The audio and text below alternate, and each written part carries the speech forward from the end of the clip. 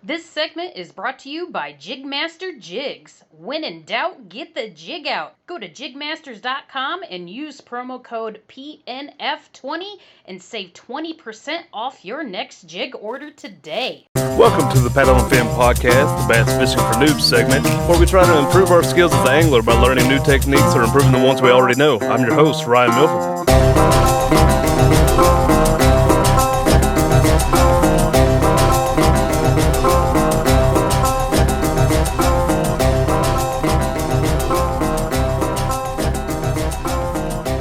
Welcome back to the Bass Fishing for Noobs on the Paddle and Fin Podcast. I'm your host, Ryan. We're here with co-host Sean.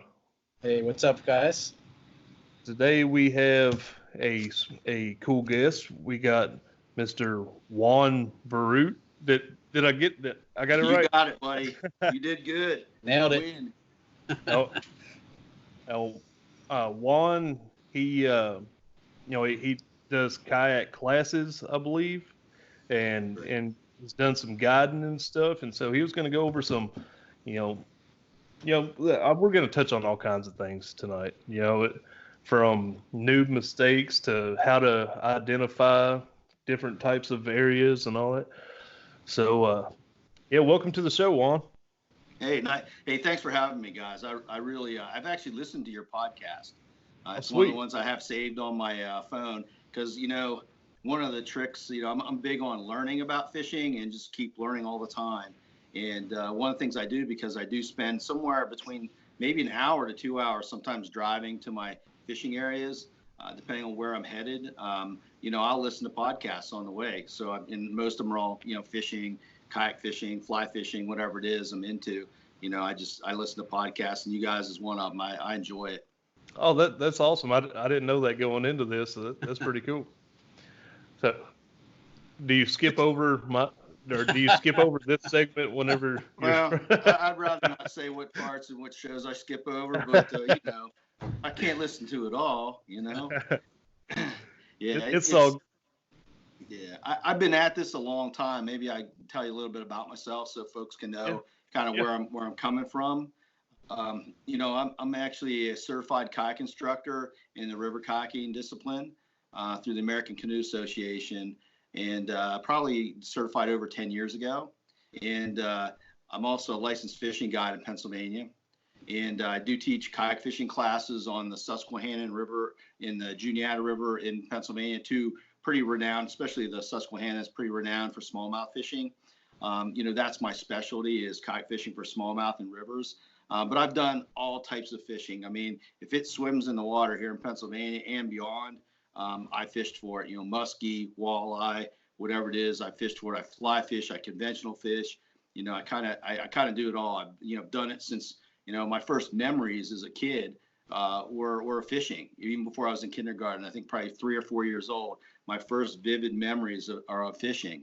So, I've been at it a long time, and I just enjoy teaching. And that's why I started my business 10 years ago, educating kayak anglers in terms of their boats, educating them in terms of, how to target smallmouth bass more successfully.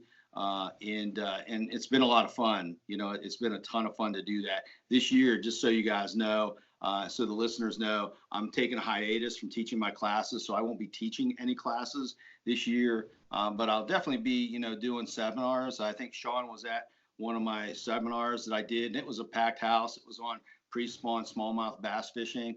There's pretty much standing room only at that one that I did at Outdoor Show. And so I'll be doing stuff like that, so I'll still be around and I'll be fishing a lot. I'm glad to hear you say that you're not just taking a hiatus, because I was kicking myself when I heard you weren't doing classes anymore. I thought I missed it. So I'm glad it's just a hiatus, because I still intend on doing that at some point. Yeah, I'll be cranking them up. Not this year, but 21, I'll crank them up again. Awesome. Now, I just want to take a second real quick to talk about, man, y'all hear that crispness in Sean's voice today?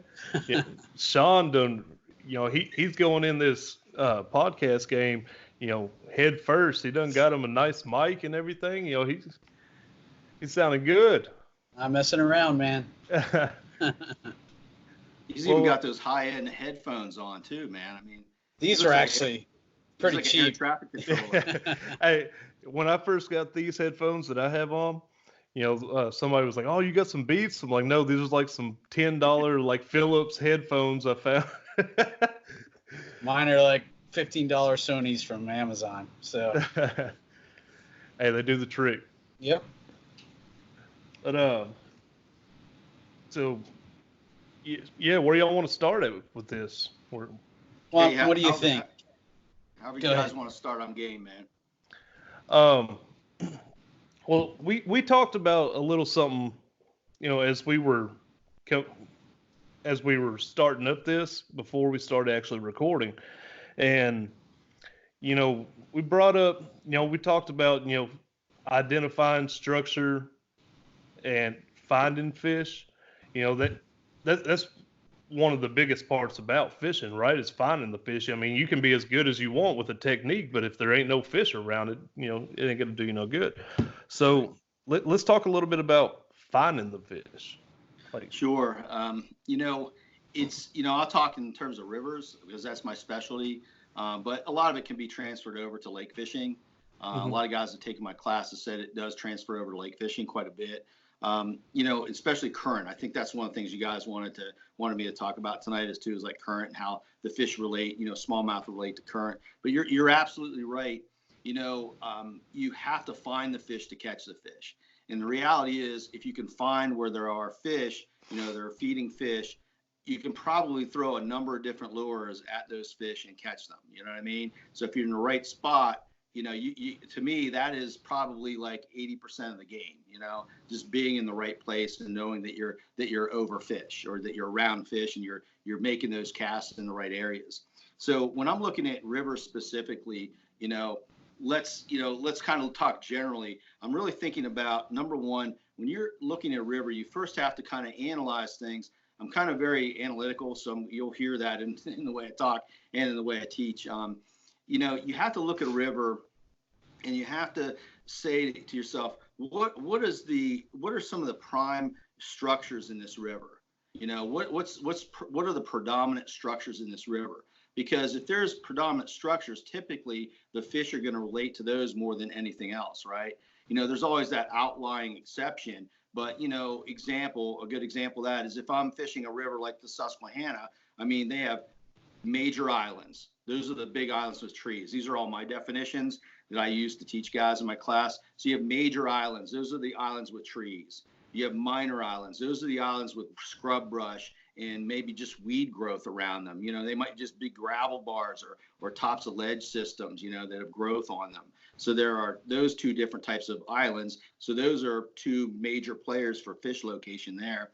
And then the second thing, the biggest player in that river would be ledges, So there are ledges in that river. Some of those ledges are above the water. So I call those major ledges because they come above the water surface. And then other ledges are below the water. They're harder to find because you either have to see them in the water or you have to read the top of the water to know that there's a ledge system down there. And so, when you're looking at a river, you really have to look at those structures first and say, okay, what are the primary structures here? The second thing you have to look at is what's the cover there? Is there any cover? There might be weed growth in some rivers. Some rivers have a lot of wood in them, right? When I was fishing for spotted bass down in Alabama, those fish relate really well to wood, not necessarily a lot to rock, And so you got to kind of cipher that stuff out. In that's just the Susquehanna, those kind of structures. But you might go to a river, and this is an example from a tournament I fished, quite a few years ago. A river I'd never fished. I decided to get in a tournament. I looked at maps and so forth, and I actually saw in like Google Maps that there were a lot of gravel bars. So to me, I said to myself, okay, that's a primary structure. There's lots of those gravel bars in this river. So maybe, just maybe, that's one of the prime areas where the fish are going to hold around, right? As opposed to some of the other less, numerous things that were in that river that I saw. And so when I went to that tournament, have never fished that piece of water before, no practice. I focused, put all my eggs in that basket. I did try other structures, but I ended up winning that tournament, fishing those gravel bars and finding the biggest fish. I didn't find the most fish, but I found the biggest fish in a certain location around those gravel bars. And it was a very specific location in that part. In that case, it was the front of the gravel bars as opposed to behind where a lot of guys fish are off the side. You know what I mean? So it was a different kind of position as they were relating to that particular cover. So what I do is I look at a river and I say, okay, what are the primary structures there? Because they're probably going to hold good smallmouth, right? Those structures at any given time of the year are going to hold the smallmouth. For example, the big islands in the river, in spring, the big islands or in high water will hold the fish, right? The fish will suck up to those larger islands or pull in behind them or whatever it is. Now, when the water drops, the smaller islands are better players, right? That's where the fish will go because there's weed growth around the little minor islands. And so they tend to congregate around there because there's lots of food there then, right? There's not necessarily good structure and food around the big islands anymore. So knowing your structures is really important.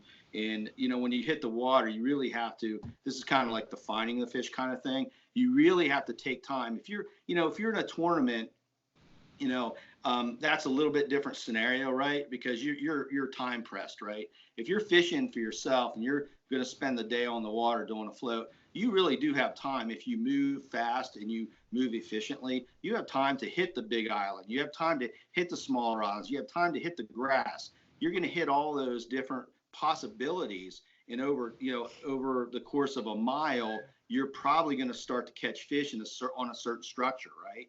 And so then you start to narrow down your location. So, I caught, 3 on this grass island, on 4 different grass islands. I caught 3 smallmouth, and I haven't caught a darn thing fishing on the bank, right?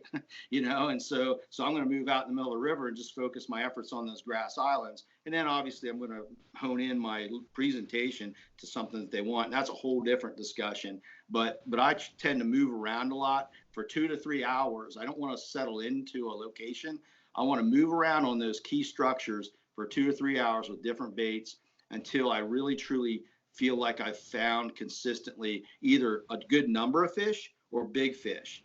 I'll sacrifice numbers, okay, for big fish. So there are times like on the Susquehanna where the fronts of the grass islands are really what produces the biggest fish. I'm talking like 20s, right, in that class. Or you could sit on a submerged ledge and catch like 25, 30, 10 to 15 inch bass, right? So which one do I want to fish for? Now if you're new to fishing, you're going to go for numbers. You know what I mean? And we've all gone through that progression. When you're new to fishing, you're more interested in, can I catch a fish or not? Right? That's your biggest struggle. It's not like, am I going to catch a 20 today? It's, can I catch a fish or not? And then it's like, how many fish can I catch? And so your approach might be a little bit different depending on what what you want to accomplish, because I've seen really big fish locations be really small numbers, but not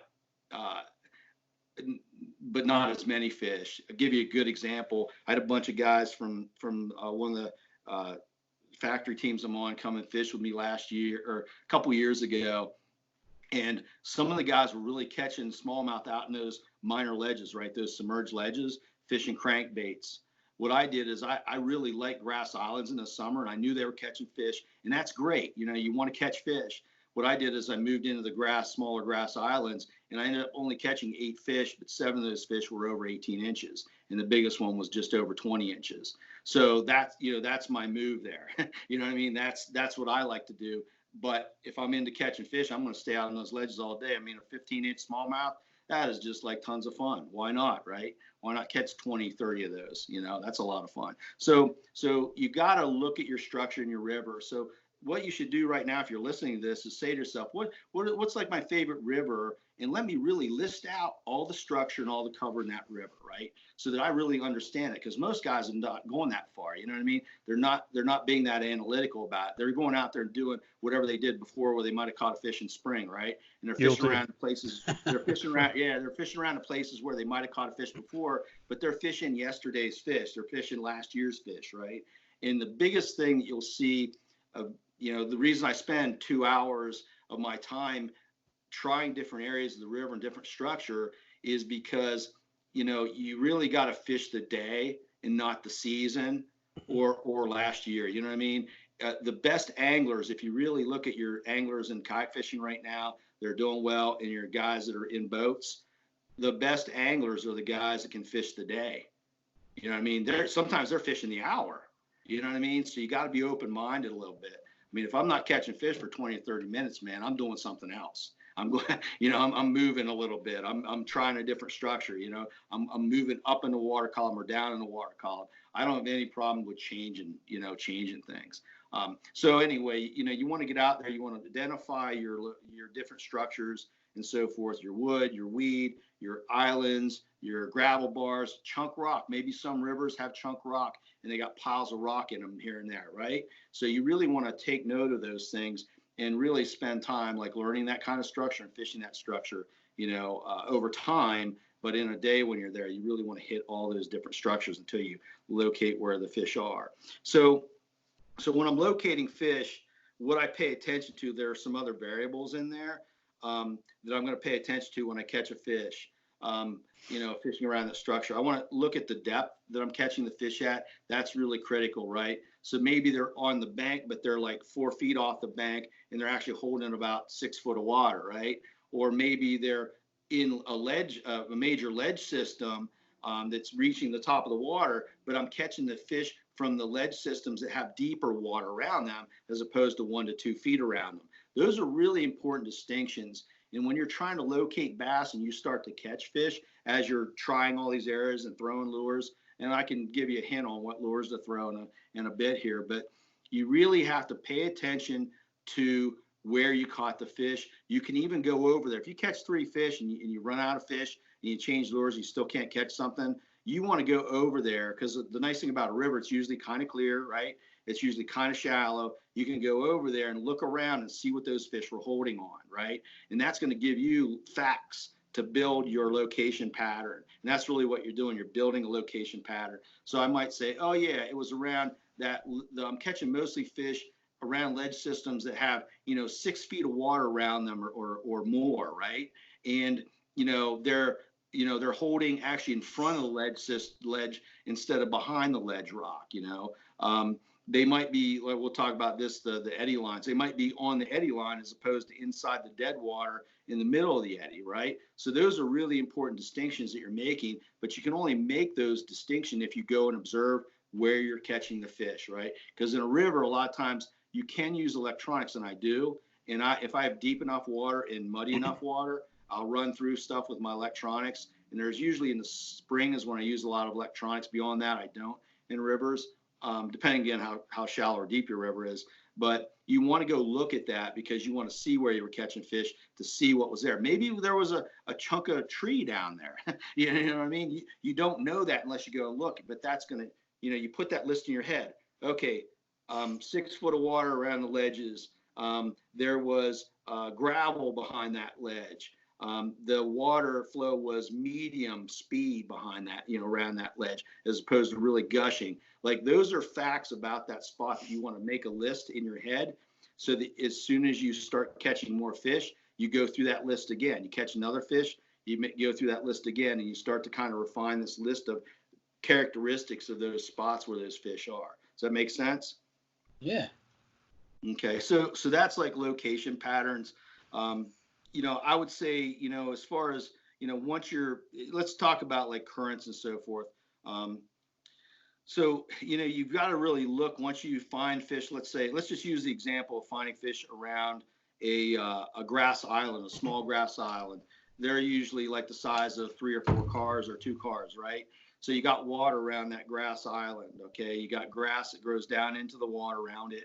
And so you really got to look at that current there in those different situations, because you can say I caught bass around the grass island, but you really want to find your spot on the spot, whether it's a chunk of rock or a submerged ledge or whatever it is. And everything that's in the water that's an obstacle that breaks water is going to have those same flows around it.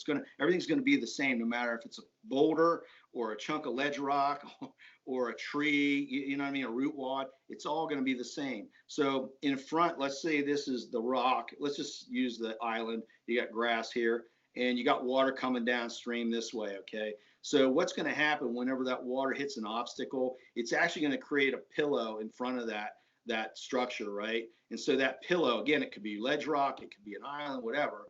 is going to create a pillow of water there where the fish can sit there and wait for food. They're actually usually, those fish in this front of the structure are usually in a river the most active fish. And this is basically the best feeding spot, right? Because the food typically is coming downriver for those fish. And this is the best feeding spot. So you actually usually find like the most dominant, biggest smallmouth or river bass in these areas, right? And so that's an area where I always want to make some casts to the front of that structure. Now you also then have water coming off the sides of the structure here on both sides. So you might have, you know, a rock or an island that has a little piece of something out here, and there's a little tuck behind spot here, right? So that fish might be along the side of this structure as well. So that's another area when I'm breaking down rock or whatever it is, I'm casting in front, I'm casting along the side, right? And then where everybody fishes is back here, the eddy, right? Yeah. That's where everybody fishes, and man. And I'm going to tell you, like day in, day out, the biggest fish are usually going to be here. Not always, but when they're active and they're feeding, they're usually right here. So I've never heard that before. Like, you got to throw the front structure, yeah. And that's why, you know, I'm peppering that structure no matter what it is.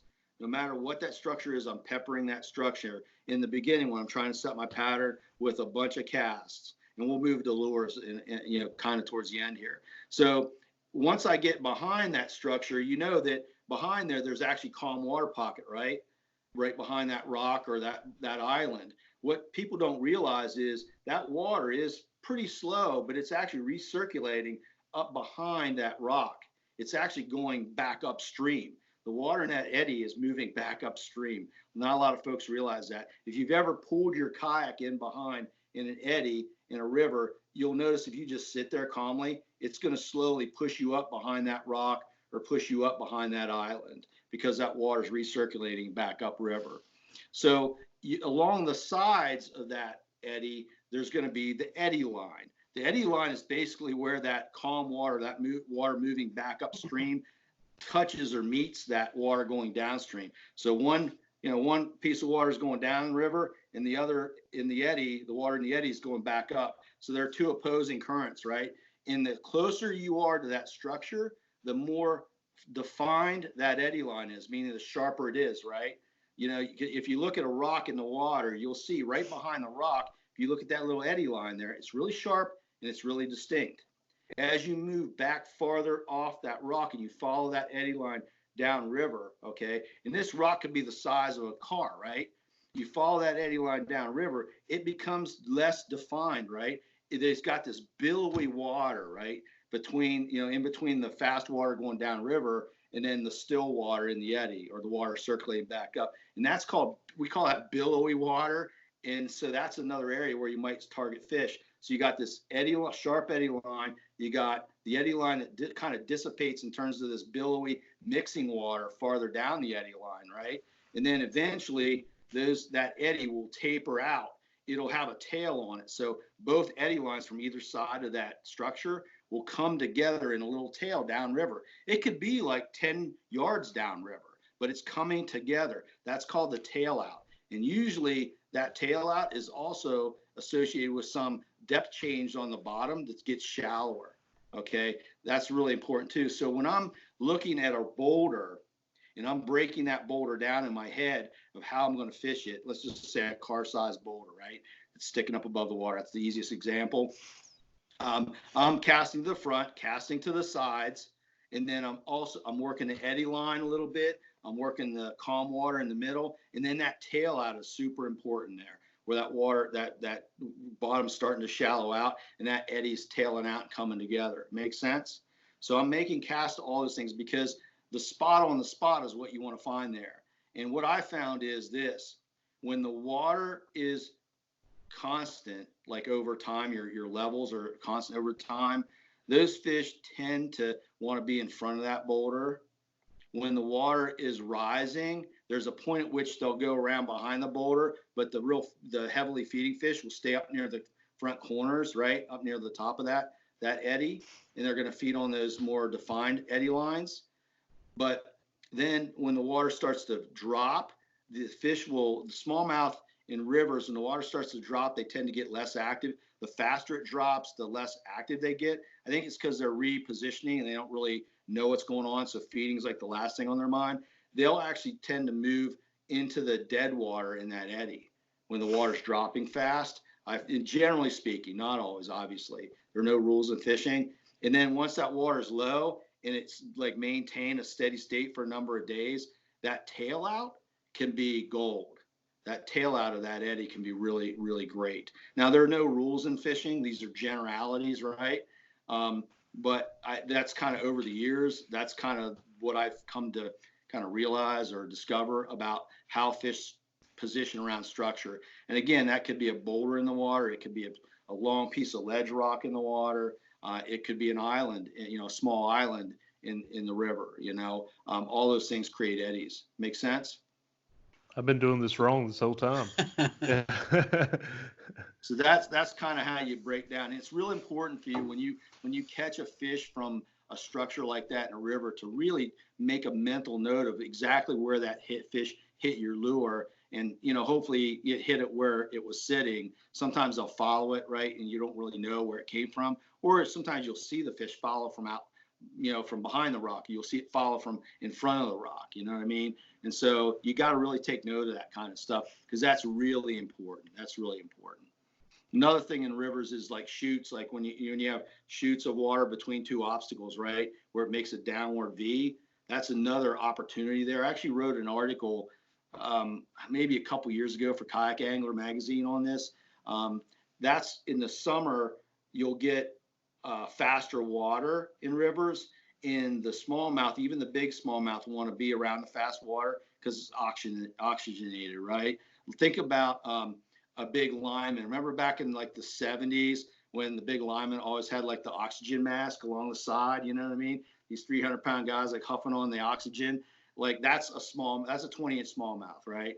And they need a lot of oxygen. So they will actually kind of forgo being in those deep areas and they'll come out and they'll get in those chutes. What they tend to do is they'll get in these downward V's, but they'll get in V's that have depth in them, not real shallow ones. So if you're like knee deep, they're probably not there. But if you have this V that ends in a deep drop, like a drop in the bottom, that fish will actually fall into that little drop right there and wait at the bottom of that chute for something to come over. And they're really, really aggressive. Typically, we'll fish that with the crankbaits or even swim baits just burned across that and catch big fish like that. Again, I wrote an article. I wish I could remember the month that it was in, but just about that one pattern, basically, that one location pattern. I hope this stuff is making sense. Yeah. Yeah, some of this stuff is actually making sense for the first time. And thank you for breaking down what an eddy is. I've heard people talk about eddies, but I've never had anybody actually say what an eddy is, I don't think. So, that's good to know. Yeah, it's years of moving water, trout fishing, and whitewater paddling will teach you really fast what an eddy is.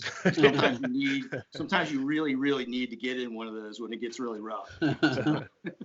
And I've done some whitewater paddling too. So I haven't tried that. I would be interested in trying it sometime, but I'd probably be going down through the water thinking like, man, I wish I had a fishing pole. Well, I do that. I actually do whitewater kayaking down on the Lehigh River in Pennsylvania, and it goes through a gorge, and there's really some nice class 3s in there, and and some big water. And when I'm going down there, sometimes I see like big trout, brown trout rising on things. We're sitting there like having lunch on a rock or something. And I'm like, man, I should have brought my fly rod, because nobody else is going to fish down in there because you gotta get there by whitewater boat. You can't get there at all. Man, that's pretty cool right there.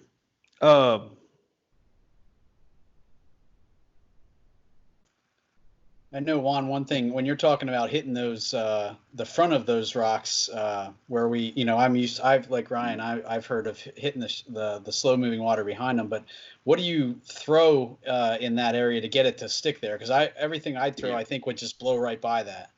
Yeah, what you mean in the fast water? Yeah. Yeah, basically like a pretty deep diving crankbait is great because it digs down really fast. And you know what I mean? And you can get that. You can throw it. Typically, when we're fishing those chutes like that, we're actually throwing kind of upriver at an angle and bringing the bait down into the fish's eyesight, right down into the sight window. So we're casting across that chute, digging it down really fast, and then getting it in below that fast water. You'd be amazed if you ever like dove underneath that fast water and see like the chunk rock that's down there. There's actually a lot of little micro eddies and pockets under the water where fish can sit and wait, and then they just come up like this. One of our, crankbaits are great for that. Chatter baits are great for that, because especially a heavy one that can get down. And then also one of the ones, and again, I wrote an article about this kayak angler. One of the great baits for that is a huge swim bait, like a 6 or 7 inch soft swim bait, and you just burn it across the top, and those fish will come up in that chute and just nail it. A few years ago, I was teaching a class and I was showing guys how to do that. This has happened a number of times where I'm like burning this swim bait in as fast as I can reel. And I said, you can't reel faster than the fish can get this if they want it. And I was doing this, and I ended up catching a 20-inch fish out of one of those chutes while I was showing guys how to do it. And I've done that, not always a 20-incher, but I have done that where I'll cast out in my class, and then I'll crank it in so fast, as fast as I can. I use 7-to-1 reels, and I'm cranking that swim bait in as quick as I can, and fish still hit it and take it. You can't, if that fish wants it. And I think doing that actually triggers them. You know what I mean? It's a trigger to them. It's like power fishing with the swim, a soft swim bait. Yeah, something sort of similar to that. This past year, I was out fishing and I had a whopper plopper on. Who would have guessed? But yeah, I had a bad cast, and so like I just started burning it in so I could recast. Yeah. And as I'm burning that whopper plopper in, all of a sudden it got hit. Now it ended up getting off. I didn't get the fish, but Well, like, it really dude, surprised me. See, that's a thing right there. That's a thing. What you just told me is a thing. When I teach my class, what I tell students is make observations and be very factual about your observation. So the observation in that case was burning that bait in triggered that fish to hit. So what I would have done is, let's get a bait on and let's just burn that thing in. Let's see what happens. And sometimes that's going to work. And even, you would think like slowing it down might work if they're not biting. But what you just did, if you listen to the fish, that fish just told you what they wanted. And hopefully more than just that particular fish wants that. So when you're doing something and you get a reaction out of a fish like that, you have to step back a minute. Like most guys get so excited about that, right? And they'll just move on, or think it's a fluke. What I typically do is say, hey, that fish just told me something. Yeah, that fish just told me something, but I got to sit there and think about it. And I've been doing it for so long, like it's natural for me just to say, hey, that fish hit when you were reeling that in. Let's just burn baits, for the next 15 minutes and let's see what happens. I've been in those situations where burning stuff is just exactly what they want, and that's how you're going to catch the fish that day. But if you never would have paid attention, if you don't pay attention, you can miss that opportunity. So you do have to listen to the fish. One of the things I wanted to kind of come back to the structure thing a little bit too, that I had down here. There's always a wild card too. So you can do research ahead of time, but I always make observations on the water about different structures. So I'll give you an example of this. So I went to the Allegheny River years ago, and there was a guy, we fished out of a G3 jet boat, so don't hold it against me.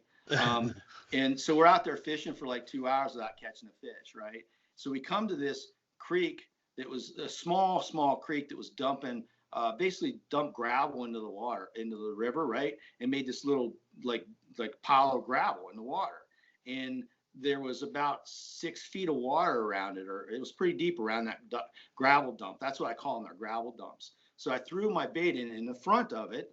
I threw a spinnerbait in front of it, caught a big fish. Threw my spinnerbait in front, caught another big fish. And then I turned to the guy in the boat. I said, how many of these places do you know where a creek comes in here and creates these gravel dumps? Because I think that's where the fish are. We fished that whole day and caught fish on crankbaits and spinnerbaits on those gravel dumps. And we had not caught a fish for 2 hours. But again, it's that whole thing. It's like, oh, there's something different. So sometimes there's a wild card when you get to the water after you've done your research, and you really have to make observations when you're there too, and say, hey, is there something different that I could fish here that might be of interest to the fish where they could hold? Does it make sense?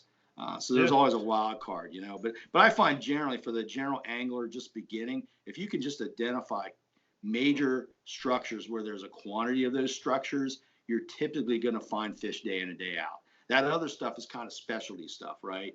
But if you can just do that, guys come to me like, hey, I'm going to fish the Susquehanna. What should I do? I say, find a map, find a ledge system, go fish it, and fish it for about 4 or 5 hours. And there's going to be fish there. There's fish there, right? And so go do it, because that's a major structure, a major fish holding area in the Susquehanna. Makes sense? And a ledge, just to specify, I'm pretty sure I know, exactly. But a ledge is basically where it just kind of drops off and gets deeper. Yeah, well, a ledge is actually, if you look at a topographic map for a river like Google Earth, you'll actually see like in a place like Pennsylvania or Tennessee. This is in Tennessee too. If you look at the ridge lines, the mountains usually are lines, right? If you look at the mountains, they usually line up, and there's like kind of strips of mountains, right? What happens is those rivers cross those strips of mountains, and over time they've worn them down. But there's a certain type of rock, and some geologist told me this one day, and I can't remember. There's a certain type of rock that's so hard the river can't wear it down as fast, so it ends up being like a strip of rock across the river, almost like little dams with breaks in them, and those are ledges. So and you can stand there and look, and you see they go almost in a straight line across the river. Those rocks, those are ledges. Make sense? I think I got you. But one thing I did want to kind of go back to real quick. Yeah, sure. When you were talking about fishing the eddies and fishing around like those big rocks and stuff. Which direction are you usually working your lure? I've heard of people throw it and let it come down with the current. Yeah. I've heard I had Bill Schultz on here not too long ago, and he was talking about how sometimes he'll cast down and have his lure come up the current, and sometimes cast it across. That guy doesn't know what he's talking about. No, I know Bill that was a joke. I hope everybody realized that. I know Bill from a long time ago, man, long time ago. He was actually on the Willie team a long time ago, so I know him from those days. So here's what I do.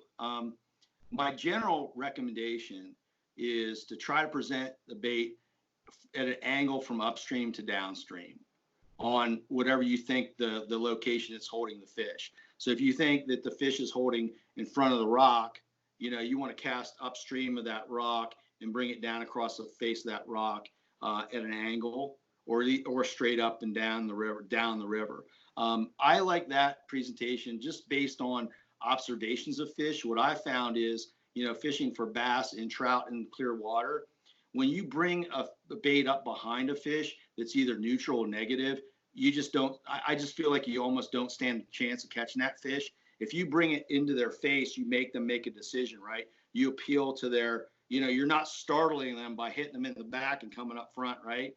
You're coming at them. They can, at some point, they're going to feel that bait. They're going to see that bait. And then all of a sudden it's coming at their face. That appeals, I think, to their instinct. So most of my presentations, based on my experience, are from upstream to downstream, unless I can't do that because of positioning, current, or safety issues, right? I don't want to be in front of a big snag of logs in front of a, around a bridge piling and be like trying to like maneuver around in front of that and get an angle. So I'll take what I can get, you know what I mean? So I think it's always better from upstream to downstream, and that's pretty much what I try to do. And I've been pretty successful with that. If I have to go downstream, I will, no problem. And I've caught fish doing that. When the water gets low and clear, I can remember a guy I guided for 2 days that took some of my classes, and he came back just for a guide trip on the Susquehanna. And he's from Virginia, actually. And so I think in 2 days he had 18 fish over 18 inches. Wow. And the river was low and clear. Yeah, it was an epic 2 days, man. It sounds like it. The location pattern was super specific. It was just crazy. One of the most specific location patterns I've ever seen when I was fishing. So it was low and clear. The fish were holding at the end of big pools where it shallows out pretty significantly, where it's like 2 to 3 feet deep, and they were holding around chunks of rock. What we were doing is we couldn't go around behind them because it's just too clear. You can't spend your time like, making big loops around the fish and coming back up. So we just had to rely on super long casts and casting down to that target that we could see, having the sunglasses on. We could see the boulders in the water because of the high sun, the water was low and clear. We could see those boulders, those chunks of rock that the fish were hanging around at the end of those big pools, and we could just make those long heaping casts. We had to make long casts to do it, definitely. You couldn't be, the closer you got, the less chance you had to catch the fish. But that was a time when we definitely went downstream to upstream. So it's definitely not a thing that you can't do, but it's something I try to avoid. Okay. Yeah. So that was a long-winded explanation of that. No, but no, that's good. That's why we're here.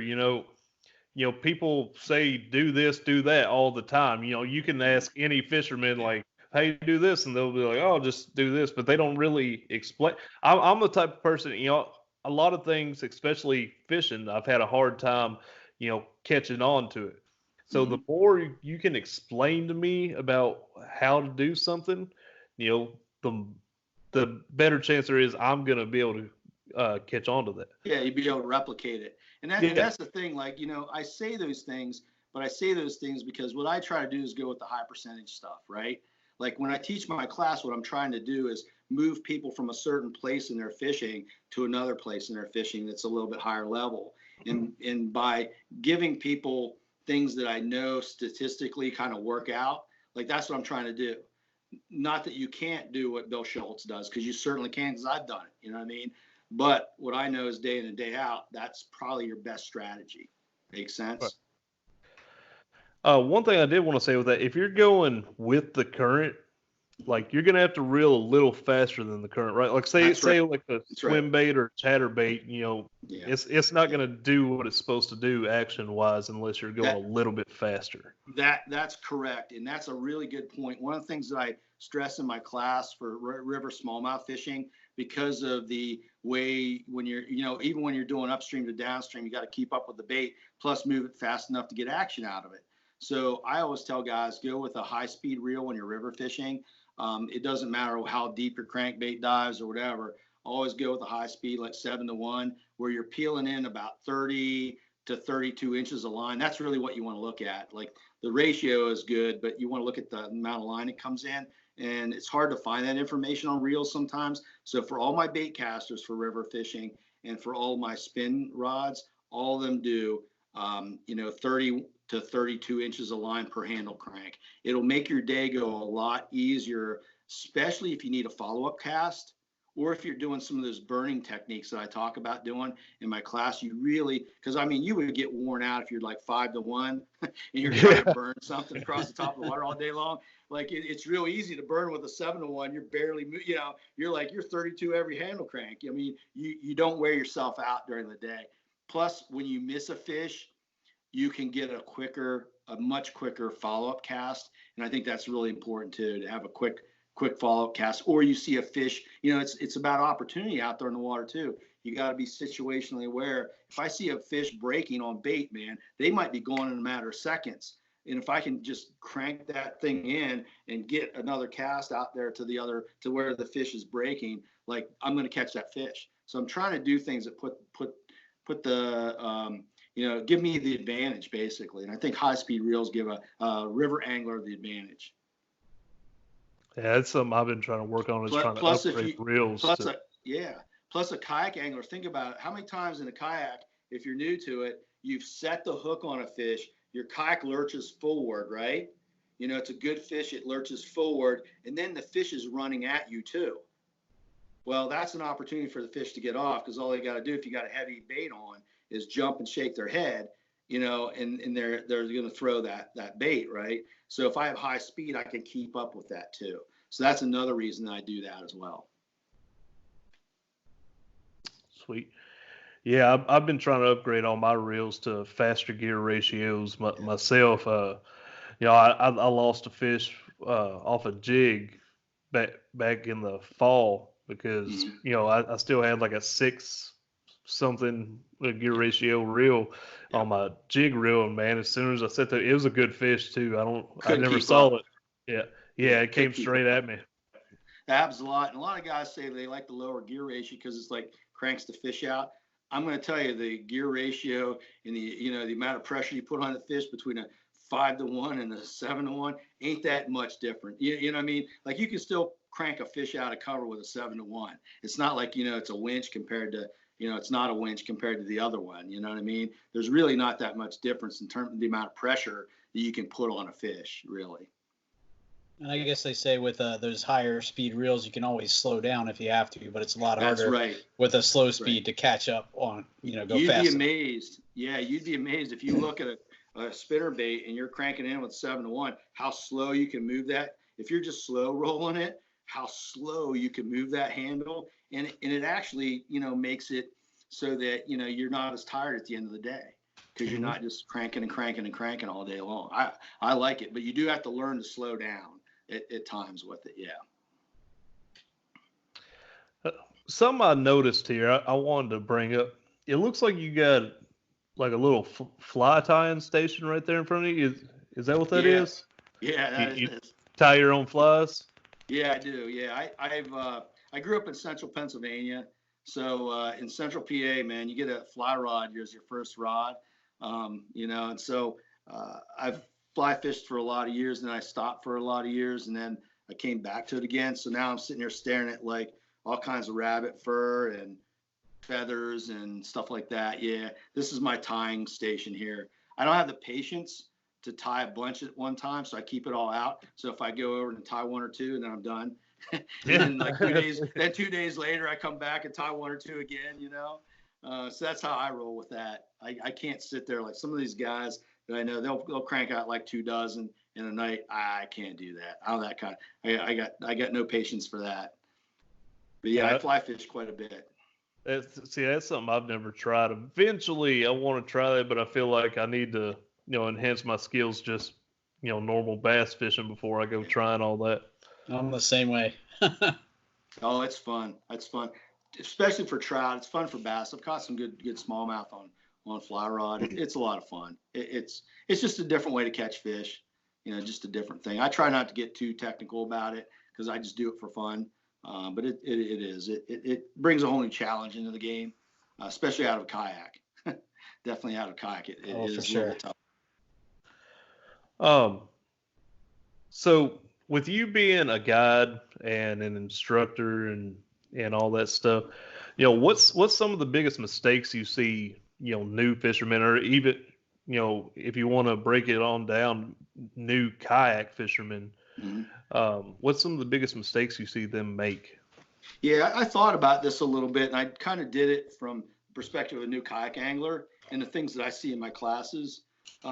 The things that I observe out on the water from other kayak anglers. I tend to focus more on what to do, not what not to do. You know what I mean? I think it comes from my coaching background. You can tell somebody you're coaching like not to do something, but your best bet is to tell them what to do, right? In a more positive way. But so I'll try to make a little bit of a twist on that. But I think there are about 10 things that I see new kayak anglers that they have to kind of think about. As they're getting in the sport. And a lot of these, quite honestly, come from my kayaking background. I think one of the things that the kayak anglers, this isn't really on my list, but this is just overarching. You're a fisherman, and I know I had a lot of guys say, I'm not a kayaker, I'm a fisherman. When you hop in that boat, you grab that paddle, you get behind those pedals, or you got a motor, whatever it is, and you're in a small watercraft. Whether you like it or not, you're a kayaker. You know what I mean? And so the rules apply to you. The same rules apply to you as they do to any other kayaker out there, right? It's not a different thing. You just happen to be doing 2 sports instead of 1. You're doing kayaking and you're doing the fishing, right? So it's hard. I mean, you got to learn 2 sports. So what I usually say, the first thing is PFDs. I still see people not wearing them. I still see people with very poorly fitted PFDs. Like I usually bring some with me for my class in case somebody shows up with something that's not fitting them properly. Because, any PFD is better than no PFD, but a poorly fitted PFD can really get you in a lot of trouble too. And so I think the first thing I see is guys not relying on their PFDs, and they should. I mean, every year we see multiple news articles about people drowning. And if you look at those, I mean, it's easily over. I mean, ACA keeps stats on that. Easily over 80% of those fatalities, they were not wearing a PFD. You put a PFD on, and when I read it in the newspaper, I can almost tell you, you know, like all they had to do is wear their PFD and they would have been fine. They'd still be here, you know. So wear a PFD and get one that fits you properly. You can have, you know, a loose fitting one that's made for a boater, right? That's made for some other purpose other than kayaking. You know, it won't adjust right. When you fall in the water, it's going to come up here, right? It's going to slide up, or if it doesn't fit right, and then your mouth and nose are going to be under the water, right? I mean, that's not where you want to be. If you're in fast water, if you happen to be, you know, injured in some way and you really can't swim very well at that point in time, you need that PFD to keep your mouth and nose above the water. So what I usually say to guys is that's an area where you don't want to skip. Pay a few extra bucks for a good quality one with good adjustments so it fits your body good. You should go and you should try on a lot of different PFDs. Don't just buy one that your buddy told you to buy, because everybody's body is shaped differently. There's some PFDs that are fantastic, but I don't wear it because I'm not shaped like, you know, a 125-pound, you know, wrestler anymore, right? You know, broad shoulders and narrow waist. Like that ain't me no more, right? So I need a PFD that really adjusts well my body and fits me and stays tight, right? So the way to do that really is you know, go to your local pro shop, you know what I mean, and take advantage of that knowledge there, and pay a couple extra bucks for something that's going to save your life maybe someday. I think that's really important, and to spend that money on a good quality PFD that fits you, that's comfortable, so you're not going to mind, you know, wearing it. Make sense?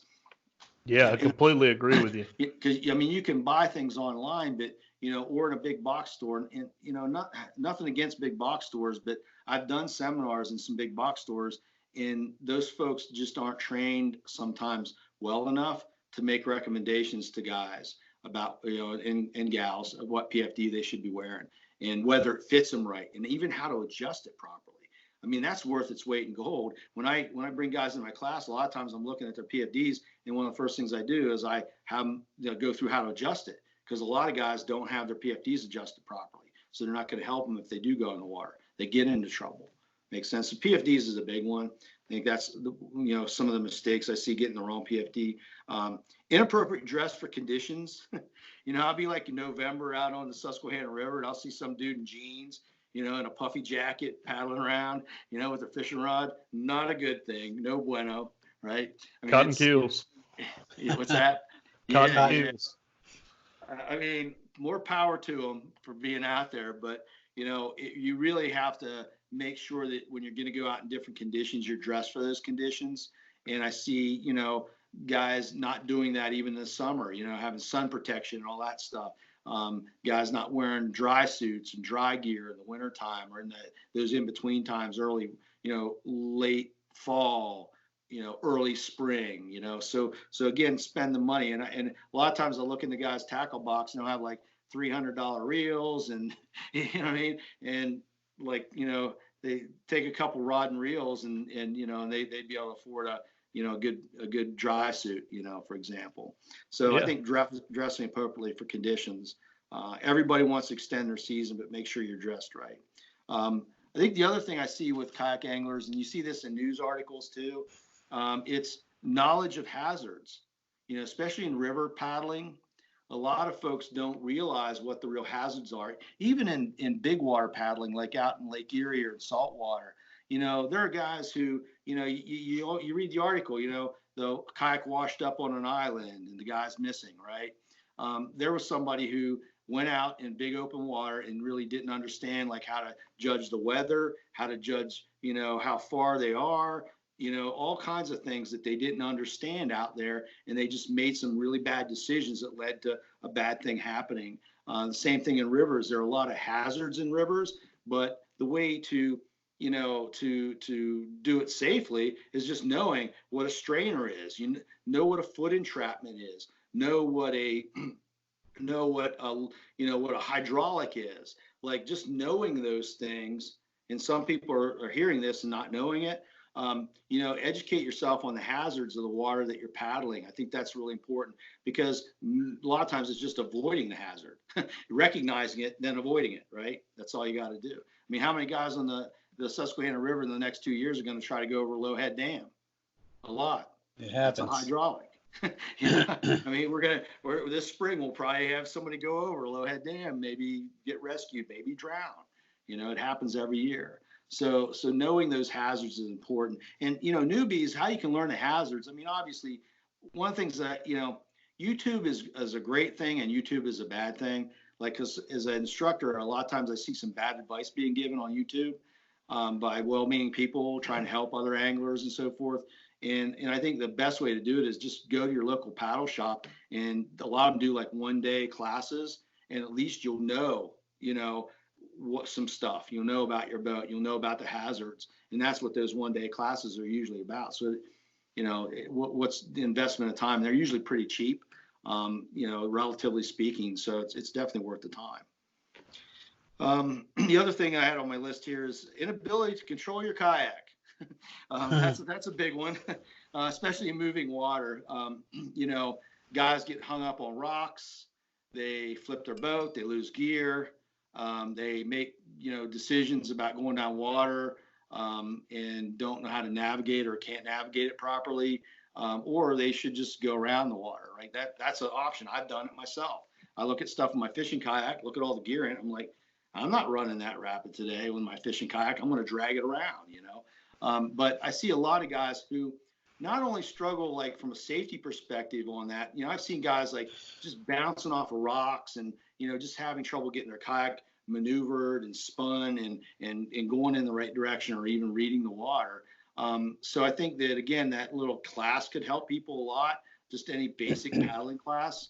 But the other thing is, the better paddler you are, the better angler you're going to be, especially in moving water. The guys that can really dig into the ledges in the Susquehanna are the guys that can run the rapids. They're the guys that can ferry across the real heavy chutes. They're the guys that understand the way the currents are flowing, and they're the guys that have some skill with their paddle. And they're like around the Statue of Liberty, which everybody knows, that big ledge in Marysville. You probably know that, Sean, right? Yep. A lot of guys, there's some big fish in there, man. So I'm giving up a spot now, right? But but you got to be able to dig in there. And there's a lot of guys that can't. And there's a lot of fishing gear at the bottom of that ledge system, I'm telling you. I'm actually thinking about getting some gear and diving down there and finding some I'm thinking about it with you talking about it. I'm telling you, it'll be like a treasure chest down there. I swear. I've seen so many flip boats coming down there. Almost every time I go down through that ledge and there's other anglers in there, like I see at least one guy with a boat flipped over in there.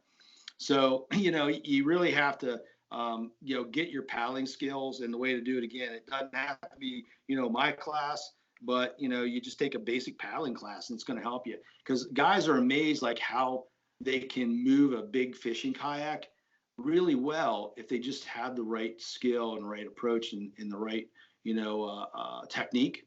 I mean, I can have guys literally making a tight circle with their big fishing kayaks with some knowledge of edging and some knowledge of how a paddle stroke works. You can literally take a 14-foot kayak and just almost make it almost spin. You know what I mean? It's not that hard to do.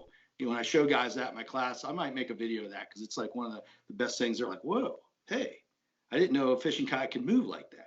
It can, if you have the right paddle stroke and you have the right ability to edge that kayak in the right way. So anyway, I think having good paddling skill relates to fishing, but, to get into those areas, and it also relates to safety as well. I think it helps you a lot too, just not to get completely worn out. Like I know when I first started going on the rivers, I'd fight the current so much that I wear out super quick, and then it cuts my fishing day short because I just can't keep up with it. So whereas I've had days where Jeff Little and I used to fish a lot in the wintertime and in heavy flows, and I've had days where guys were trying to go with us and they couldn't do it. They just went back. They couldn't make it because it wasn't because they weren't strong. It wasn't because they didn't want to fish. It was because they just didn't have the right paddle technique to navigate the water and get upriver the way we could get upriver. So yeah, I mean it definitely will wear you out a lot less. and that's going to keep you sharper on the water too. It just keeps your mind sharper when you're not like beating the water with your paddle, and then you're trying to fish on top of that, you know. And something I'll kind of add to that is having the right paddle. Like, it's on my list too, man. You're good. You're good. Yeah, I've used a shorter paddle that is like a $30 Magellan paddle from Academy for a while, and then when I met up with some of the other guys in Paddle and Fin, I used Josh Eldridge's, I think it's a 260 or 260 paddle, and man, it was so much easier. Like we did the same little strip that we like coming in and out of the marina, a few times between the couple days we were there, and doing this little paddle, with this short paddle, I'm like wore out, and I'm having to stop and let my shoulders rest. My shoulders, that they hurt anyways. But when I got his paddle, like I could go for a ways, a lot lighter, a lot longer. Juan, I think I've seen you use not even a straight shaft paddle, right? Yeah, I use a bent shaft paddle. That's my favorite paddle, and it's all carbon. I have old injuries to my shoulders from way back when I was young and in high school, and so I've pounded my shoulders a lot. So I use a super light paddle. It's a all carbon paddle, blade, everything's all carbon. I mean, that thing is like feather light, and then I use a bent shaft just because I actually use the bent shaft because I like how comfortable it is, like the ergonomic shaft. But it also, when I sit on my lap, because it has that bend, it sits in my lap real nice, and the wind blows, it doesn't slide off. It just sticks there. So that's another reason I like it. But yeah, paddles are a big thing because they're the engine of your kayak, right? That's what makes your kayak go, is your paddle, And so you really have to make sure you pick a good one. And that's a struggle because honestly, like for somebody getting into the sport and they're looking at the pricing of the paddles, I mean, they're looking at a $60 paddle in a big box store, right? And then they're looking at, a paddle like I have costs $450, right? Or plus, and they're looking at those two things and they're trying to figure it all out and everything in between. And the cost is a thing. I say to guys getting into it or ladies getting into this, if the $50 paddle fits your budget, paddle with it. You know what I mean? Get it. Don't wait, another 3 months to buy a paddle so you can go fishing. Like just buy the $40, $50 paddle, and go out there and figure it out later. You know what I mean? So I wouldn't say like to postpone you fishing if that's what your budget's about. But definitely you got to think about your paddle as a kayak angler because our boats are bigger, they're heavier, they're because they're designed to be stand-up boats. They're less maneuverable. Okay, so the paddle is really important. You got to have a paddle that's got a little bit of power behind it. And one of the things you were just talking about really was the length of the paddle shaft. Really important. The cool thing is, with length of paddle shafts and paddles, is that the manufacturers usually have charts on their website that say if the boat's this wide, that's one of the variables, width of your boat, the paddler's height, okay, is the other one. Usually with those two things, they'll have a recommendation of a paddling range, right? Like it might be 240 to 250 or 230 to 250, something like that. The reason they have a range there and there's not an exact number matchup, it's because paddling techniques are different for different people. Some people use a low angle paddle. That's where your hands are typically below like eye level, like around chest level when you paddle. That's a low angle paddler. They're going to actually need a little bit longer paddle because their blade's going farther out away from the boat, right? Because they got a lower angle to the water. So their shaft has to be a little bit longer.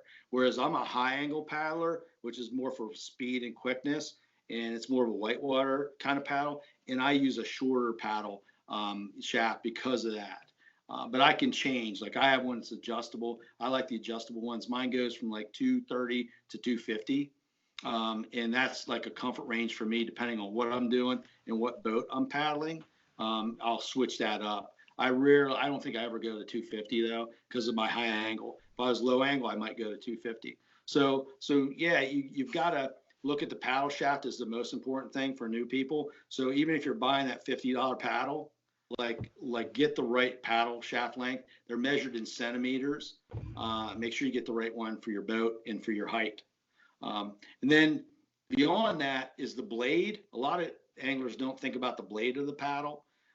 That's where you can lose some efficiency and some power, and it could make it harder for you to move the bait. But your blade on your boat or your paddle you bought, what was the shape of that blade? It's more of like a oval kind of. Teardrop. Yeah. And that's exactly what I was thinking when you were talking. It's like a teardrop shape is actually made for longer distance paddling, but not power. Okay, so that's like more of a touring shape. The teardrop shapes are more touring shapes. Okay, then there's like this next step up, like the recreational shape. It's like moving towards a whitewater shape, and that shape is about where a kayak angler wants to be. Okay, is like in kind of this recreational shape where it tends to have a flat side on it, right, like this. And it's kind of like a rectangle almost, okay? Rectangle. When you're talking like a whitewater blade, and that's what I use a really aggressive blade that's based off the AT2 paddle blade. It's a whitewater blade, and it's my paddle that I like is Oracle, and it's got the most aggressive blade on it, and it's got a wider bottom. It's kind of that rectangle shape, but with a wider bottom, and it's more, that angle is more pronounced, and it's just produces more power. But once you move to something like that, you have to watch your shoulders because it creates a lot of torque too. So I always find kind of that recreational shape, that kind of almost rectangular shape with a little bit of a flat edge on it is probably where you want to be, unless you really want to get into super aggressive blades. A lot of guys don't think about that because those teardrops, they don't produce a lot. They're made for like maintaining speed over distance, where those other blades are made for moving. And that's usually what we're doing with our boats. We're not going far, we're just trying to move a big, heavy boat. Yeah. Well, one thing I will add to that is when I got that paddle, I was in like a little, $200 10-foot Pelican that weighed 42 pounds or something like that. And I was like, why do people want these expensive paddles? Like, I'm fine with this. Well, when I upgraded to a Vibe Seaghost 130, I think it's 70 something pounds. Yeah. That's a lot more. It's almost double the weight. Yeah. It got a lot, and it was wider. Yeah. So it got a lot harder to paddle that kayak with that paddle. That's a great example of exactly what I'm talking about. That's a fantastic example. Again, it's about getting on the water. So I always tell guys, if you got to buy it, as long as the kayak is, good for your weight, you know what I mean? Not below your weight capacity that you need, and it's, something you can paddle, like just get it and go, figure it out later if you want something more expensive. But maybe some other guys wouldn't say that, but I'd rather see a guy on the water. I'd rather see a lady on the water, you know what I mean? Than have them sitting on the bank and wishing they were out there doing what we're doing, Yeah, so that definitely was one thing, is the paddle selection. I think the other thing is situational awareness too. A lot of new paddlers, new kayak anglers don't have a ton of situational awareness. I was on the water with a guy from the Chesapeake Bay Foundation. He was interviewing me for an article about the river pollution, things like that, a few years ago. And he's like floating backwards and doing some notes or something. And he literally almost went into a big strainer on the river. And I happened to look, because I just tend to watch everybody all the time. And I happened to look over, and he was probably about 5 feet from hitting that thing. And it was February. So it would have been zero fun, and he had a dry suit on and stuff like that. But still, it's zero fun going in the water in February. And I had to yell at him, and I just yelled, paddle, paddle, paddle. And he just wasn't paying attention, right? So what I tell anglers is always have your head on a swivel, looking downstream, looking for those hazards, look for strainers, look for sweepers, look to make sure there's not a ledge down there that's going to cause you problems. And just always have your head on a swivel and be aware of what's around you. That's super important, because it's easy to get focused on the angling part of it, but every once in a while you just got to kind of have to look around and glance around and make sure everything's good. Because I've seen guys go into trees, and and it happens a lot with the new anglers in my class. They'll be so intent on the fishing that they just forget to look around. It just takes a couple second or two to do that, right. But it's important, definitely important. Wrong kayak. You talked about that. That's another thing I see. I see guys showing up in my class, or they call me. Usually I call guys ahead of time or ladies ahead of time because I had both in my classes, and I ask them about their boats and what they're paddling to see if it's appropriate for the river or not, and if it's even, the right size for them. So I really feel like, you got to have a boat that's appropriate for you. And most of that honestly revolves around the weight capacities. The times I see people, newbies getting into trouble in their boats, it's because they bought a boat because of the price and they didn't think about what the weight capacity needed to be. And then, obviously when you're getting closer to the weight capacity of a kayak, the performance of the hull starts to degrade. So it doesn't paddle right anymore. And in turn, it gets more dangerous for you.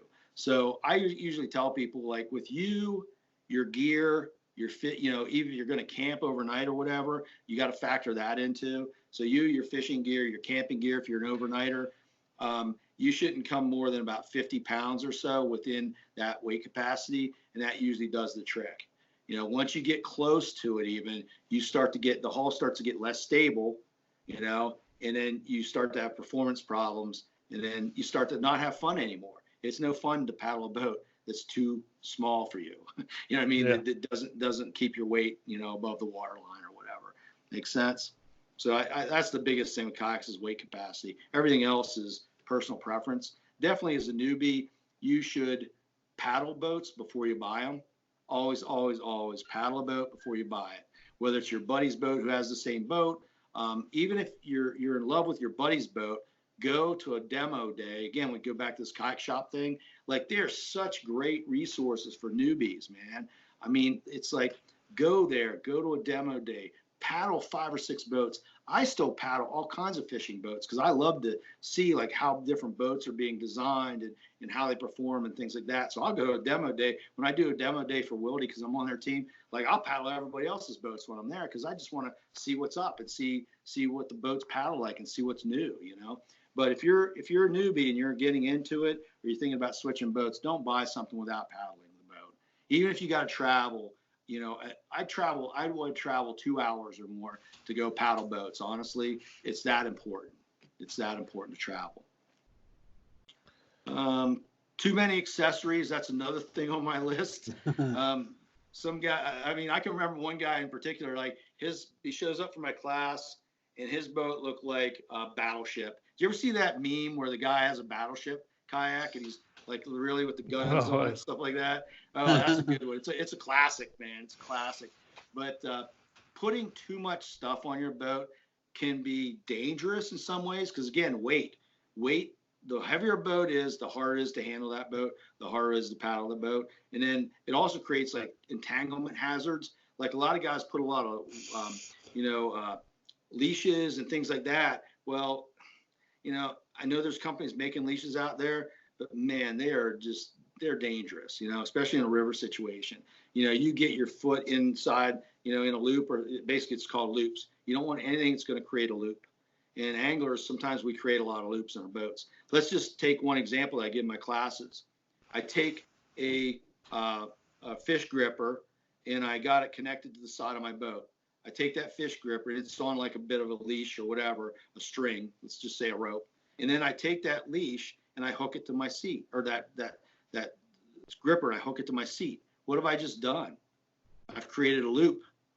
And when my boat tips over, if my foot goes into that loop, I'm connected to my boat. You know what I mean? Then that I've seen guys drag down rivers like that, through rapids, being connected to their boat like that. So be cognizant of the stuff you put on your boat as a newbie.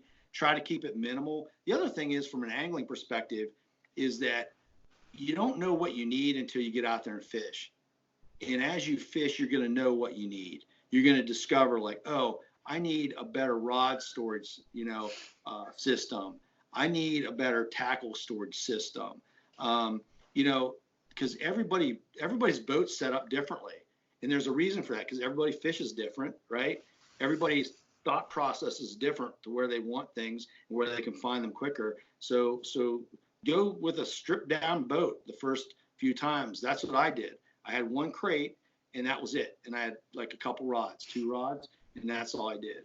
And then I went fishing for about 2 months like that. And then over time, I just kind of discovered what I would need to be more efficient. And that's really what it's about. Accessories should provide a advantage for you as an angler, right? Not just a nice to have thing. Like a cup holder to me, you know, is a cup holder, right? Not it. All it's doing is taking up space and weight, you know, in my boat, because like I just throw a bottle of water under my seat, right? And it'll have to be covered with nasty river water, and I don't care. I just pick it up, open up, start drinking out of it, right? So you know, get Giardia or whatever, but you know, that's not so important to me because that doesn't improve my fishing, right? It doesn't improve my fishing. And so think about the accessories you put on your boat, take some time and fish, and then change over.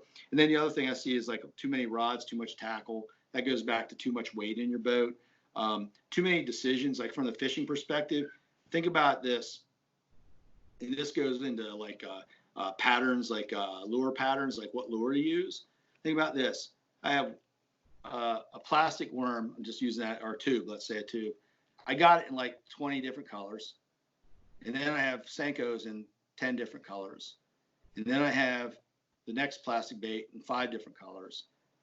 How are you ever going to figure out what the fish want? You know what I mean? Like, does it even make sense? I can't even fish that with those 3 baits right there. I couldn't possibly throw those baits in a day to figure out what the fish wants. That doesn't make any sense to me, right? So think about your gear from, you know, not having too much to deal with in your boat as far as weight and convenience and safety. But the other thing is about your fishing. You know, the more anglers, we're notorious for giving ourselves too many choices that the fish probably don't care about. You know, smallmouth bass is a great example of that. And I mentioned this in my class a lot. You know, a crappie is very color sensitive.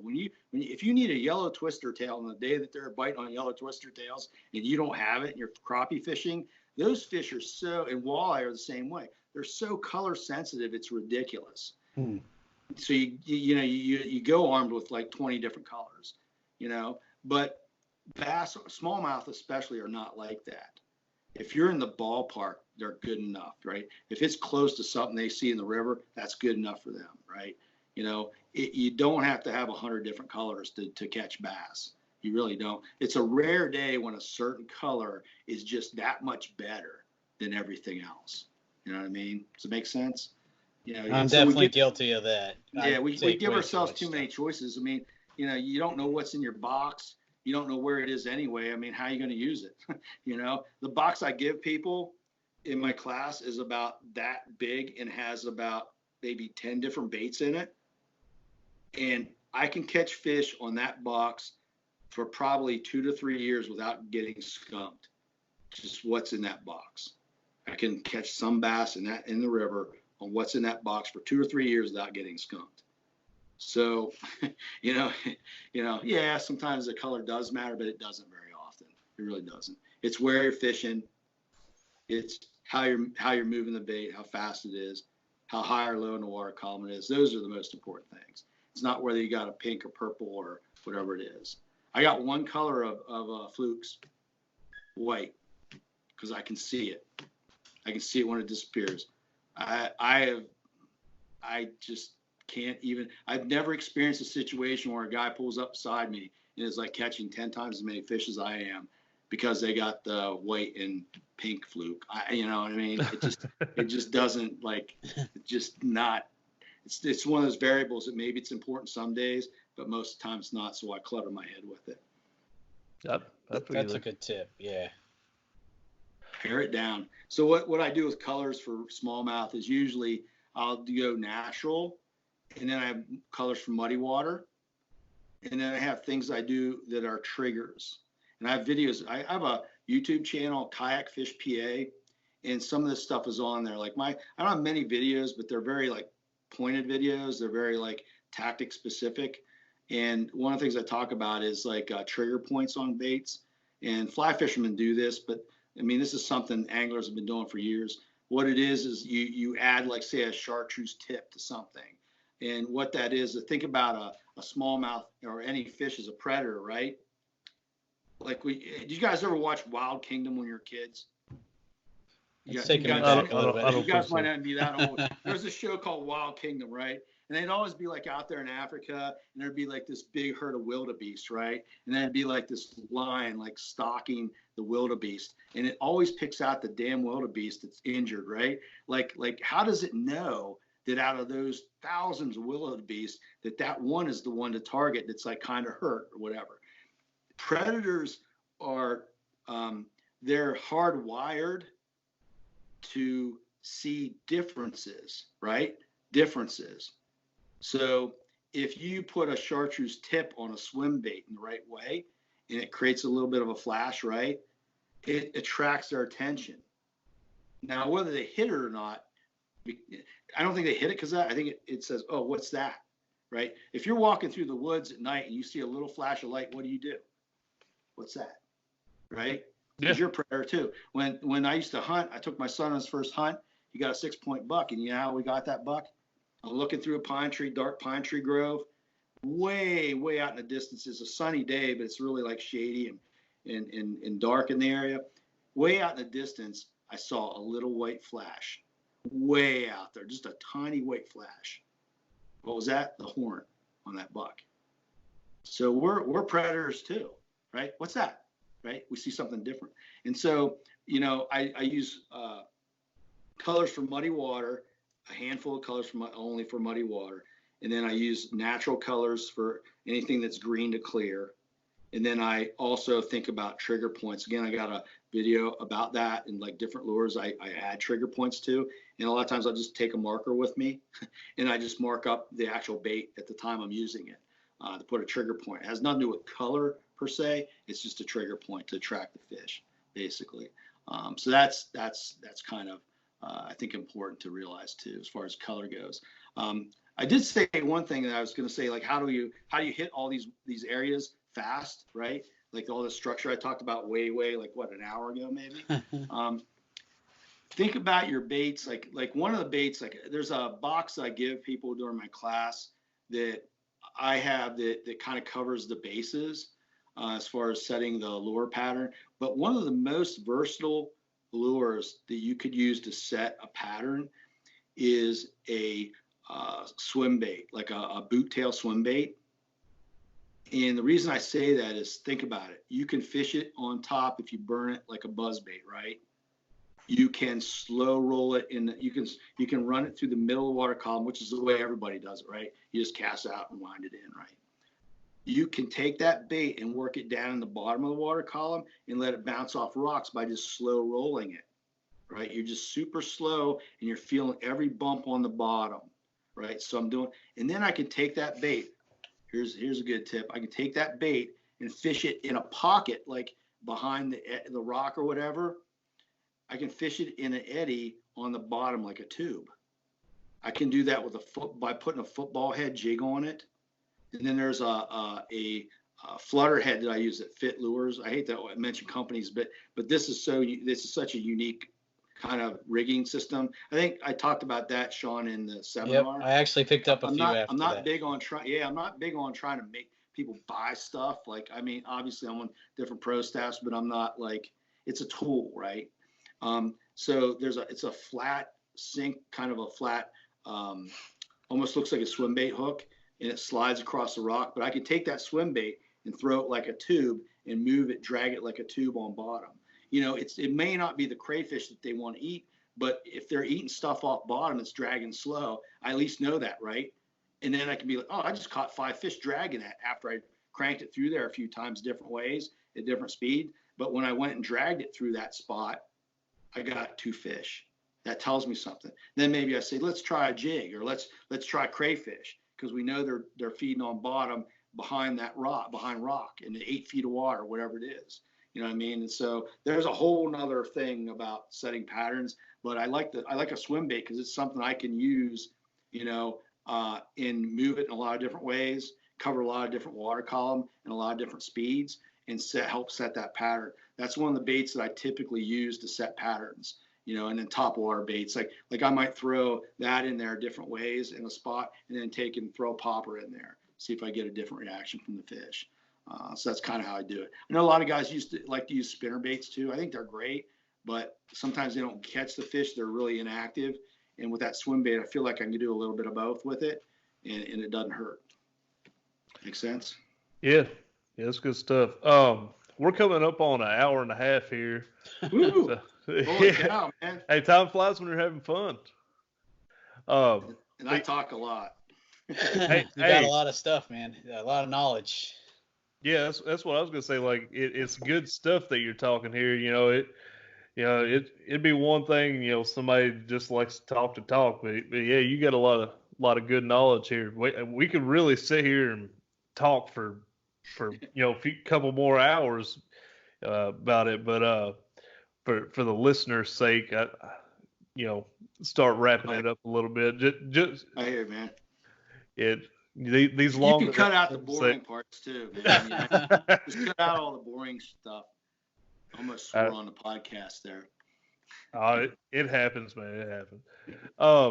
But yeah, is there any more like key things that you want to touch on real quick before we wrap it up? Or? Nah, I mean, I think that was quite a bit there. I just feel like, I probably skipped around a little bit because usually my class, like it's all systematic from start to finish. And I just kind of hit different highlights to try to cover some topics here. So it's probably not as confusing as it may seem. But I think the key thing is that, be safe on the water if you're new to the sport. Definitely. And get some training, and enjoy your time on the water and just get on the water. Even if you can't afford the best gear, it doesn't matter. Even if you got to borrow gear, it doesn't matter. Like, just get on the water and do it and enjoy it and put time on the water. Time on the water is going to help you. I mean, like all this stuff I'm sharing with you, like that just came from time on the water and fishing with other people, you know what I mean? That taught me things, you know what I mean, through the years. And so, some of this stuff, I figured it out, but a lot of stuff, the underpinnings of stuff, I've gotten from other people. So, get out there and fish with some folks, join a club, try some tournaments, whatever, but have a good time with it, because that's what the sport's about. Be safe, have a good time, and get into it. If you're thinking about getting into it, don't sit on the bank for another year. Go out there and get a boat and go. Sean, you got any final questions or thoughts you want to throw in there? I don't think so. I mean, he's covered it a lot. Again, Juan, when you pick classes back up, I think I'm going to jump on that so I don't miss it this time. But I appreciate all the information. And yeah, sure. No problem, guys. No problem. If you ever think of any other topics you guys need, don't hesitate to get in touch.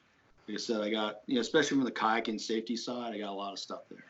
So. Yeah, I was going to say, I'd definitely like to have you back on here sometime, because you just seem like you full of information. We're always striving to try to get more information. I'm a good BSer. We'll just say that. Well, you at least make it sound good, There you go. There you go. So would you like to shout out sponsors and all that? Sure.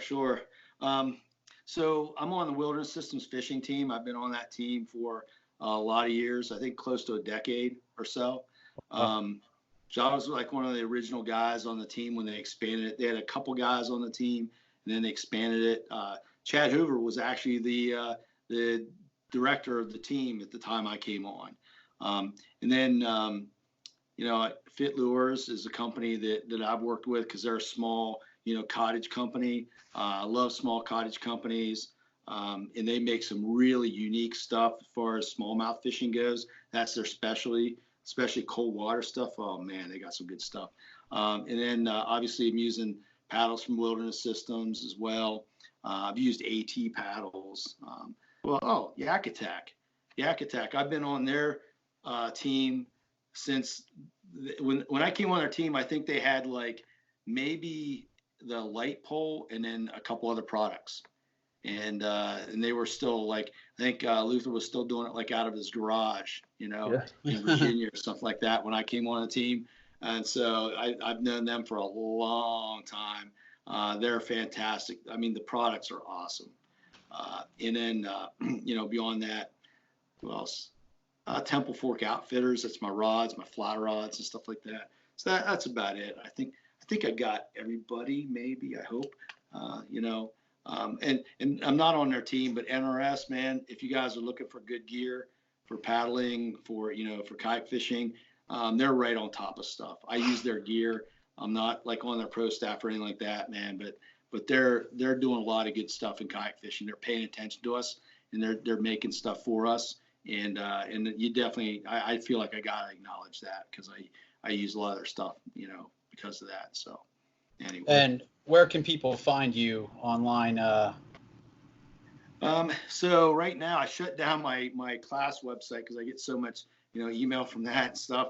I just kind of like shut it down. I got a YouTube channel, Kayak Fish PA. That's my YouTube channel. You can go there, and I do post some things on a website, a blog that I keep, but it's a lot of fly fishing stuff. I just write stuff when I want to. It's called Wild Trout Chronicles. And so you can just Google that and find it. But there's a lot of kayaking stuff on there too that I post as well. And then Kayak Angler, if you want to search my name in Kayak Angler, they have actually posted a lot of my articles I've written for their magazine. They've turned it over onto the web. And so, just search Juan Veruete, and you'll find probably like 20 or 30 articles out there that I've written over the years. There's some really cool stuff. When I write something, I write it so that I want people that read it to be able to have an impact in their angling right away.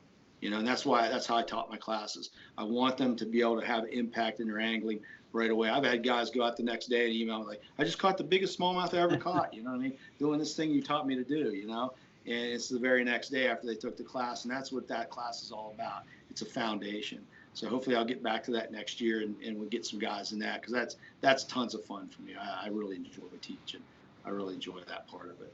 But anyway, that's how you get in touch with me. I'm on Instagram. One. You can't forget the gram. Yeah, I have 2 Instagram accounts. Kayak Fish PA is one of them, and that's all kayak fishing. And then if you want to follow everything I do, you can go to Juan Veruete Fishing. Like, I've taken trips. Like, I fished all over. I fished in Texas, fished in California, Tennessee, a lot of places. I'm gonna go back to the Sierras and fly fish, and I post a lot of that stuff on my website, stuff like that, and on my Instagram. So if you want to see that stuff, I'm going to do like in August. I'm going to go to about 11,000 feet and fish for high mountain alpine trout. So yeah, I do all kinds of crazy stuff, man. I've been doing this since I was a little kid. I love it. Yeah, that's cool. One thing I did want to bring up, I'm not sure, you said you're still going to do some seminars this year. Yeah. Do you have any scheduled that want to throw up there? Well, one of them, I got a series that's coming up at the local kayak shop here in Bellefonte, Pennsylvania. It's Tussey Mountain Outfitters. So I'll do that. And then in the spring, Blue Mountain Outfitters in Harrisburg. They usually have a demo day, and that's not a seminar structure, but I'm there, and if guys have questions, I'm going to answer them. And then, everything else I kind of play by ear. Every year I usually do something at Bass Pro Shop in Harrisburg. They like to have me in at least once a year. I kind of have an open invite to do stuff there. So I'll probably do something in Harrisburg and Bass Pro Shop eventually, in the spring or something like that. And then, I'll just get people contacting me and okay, yeah, I'll do that. I think I might be in Virginia too. There's an outfitter that wants me, they've been talking to me about guiding for them, fly fishing. And so I might be in Virginia doing something on smallmouth fishing down there. So that's to be announced eventually. But if you watch my Instagram and my Facebook page and all that stuff, you can find out that stuff there. Oh, the river kayak fishing group too. Forgot about that one. I have a group on where I post a lot of like learning stuff and educational stuff. It's called the River Kayak Fishing. What is it called? The River Kayak Fishing page or some group. Yeah, real original. I'm really flashy. The River Kayak Fishing Group, I think, is what it's called. You got the request to get in there because I try to keep a tight rein on it. But I do post a lot of stuff by category. So if you want to learn about winter fishing, if you want to learn about safety, if you want to learn about fishing muddy water, I linked a lot of articles I've done for different magazines and stuff. and that's all there in that group. It's pretty cool. I enjoy it a lot. We have a lot of good conversations there. It's friendly environment. Awesome. Noobs welcomed. I'm gonna have to look that one up. Yeah, well, one of my rules there is if you're tired of hearing questions and maybe you want to join a different group that matches your high level of expertise. If you're tired of hearing brand new, the same question, like what kayak should I buy? Like if that bugs you, then go someplace else, because that's what it's about. Hey, I think that a lot of our listeners will like that, because people listening to this are constantly trying to learn something. Yeah, so that's what it's about. Keep moving forward. Keep getting better. All right. Well, this what I'm glad that Sean brought you on here. You're the first person Sean recommended, and let him reach out to you and everything. I gave Sean $20 to recommend him. I slipped in that during my seminar. Oh man, well I'm gonna need $20 too, or else this might accidentally get deleted. Okay, man. I'll split it with you. You take PayPal? I do. But no, it's been a pleasure, and definitely have to get you back on here sometime. Awesome, you seem like a really awesome dude. Awesome. Hey, I love talking about fishing. You can tell, right? So I'm game for what you guys want to do, man. Yeah, we'll be in touch, definitely. All right. Awesome, man. Awesome. Thanks a lot, guys. Hey, yes, thanks, sir. Juan.